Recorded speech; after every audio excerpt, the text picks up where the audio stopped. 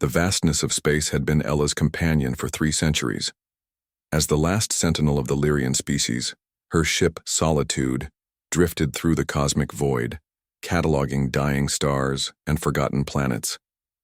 Her azure skin had not felt the touch of another being since the Great Plague decimated her homeworld. The loneliness had become familiar, a constant hum in the background of her existence. Ella's people had been explorers, cartographers of the universe. Now she was the only one left to continue their legacy. Her vessel contained the collected knowledge of her civilization, preserved in crystalline data cores that hummed with ancient wisdom. Sometimes, she would speak aloud to the empty corridors just to hear something besides the ship's mechanical breathing. "Approaching uncharted solar system," announced the ship's AI. 8 planets, third from the star, show signs of advanced civilization. Ella gazed through the viewport at the blue-green marble suspended in darkness. Her sensors indicated a species at technological adolescence. They had reached their moon but ventured no further. Curious but not extraordinary, she had documented dozens of such civilizations. "Standard observation protocol," she commanded, settling into orbit behind the planet's natural satellite. For weeks, she watched. She intercepted their communications, learned their languages, studied their art and conflicts. Humans, they called themselves. They were fractured into nations, religions, ideologies, constantly at odds yet somehow progressing. What fascinated her most was their brevity. Their lives were mere moments compared to her species, yet they created and loved and fought with such intensity. "They burn so bright," she whispered to herself one night, watching city lights trace continental outlines on the dark side of the planet. A communication error changed everything. A simple malfunction sent her ship's signature bleeding into Earth's detection systems. Within hours, primitive spacecraft launched toward her position. Ella prepared to activate her cloaking systems and retreat to the system's edge when the lead vessel was struck by debris. Its propulsion system failed, sending it tumbling into a decaying orbit. 2 lives.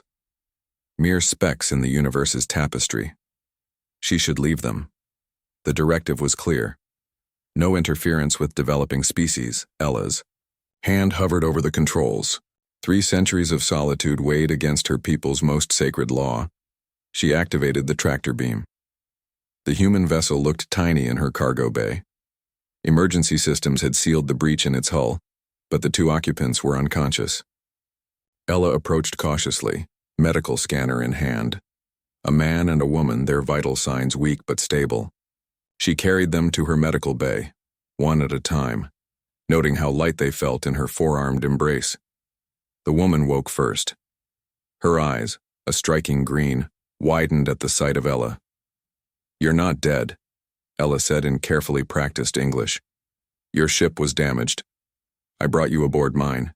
The woman, Commander Jane Wells according to her uniform, exhibited remarkable composure.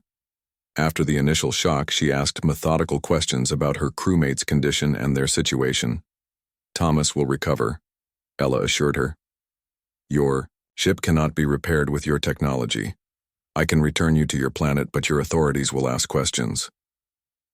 "They already are," Jane replied. "You're the first confirmation we're not alone. Everything changes now." During the following days, as Thomas recovered, Ella found herself drawn to these humans. They asked endless questions about her travels, her people, the universe beyond, their reach. They shared stories of Earth, its beauty and its troubles. They taught her human games and laughed at her bewilderment over concepts like sports and dancing. Thomas was quiet, thoughtful, with an engineer's mind that quickly grasped the principles of her technology. Jane was bold, curious, her scientists' perspective bringing fresh insights to Ella's centuries of observations. "Your people built all this?" Thomas asked one evening, gesturing around the ship's command center. "We were explorers," Ella replied. "Like you." "But you're alone now," Jane said softly. It wasn't a question. Ella had not spoken of her solitude to another being in 300 years, yet somehow, the words poured out. The plague, the desperate attempts to find a cure, watching the last transmissions from home go silent. the weight of carrying an entire civilization's legacy across the stars. Jane reached out, hesitantly touching Ella's hand. No one should have to carry that alone. Something shifted in that moment. A barrier dissolved. In their brief lives, these humans understood loss and duty and the crushing weight of isolation in ways that resonated with her ancient soul.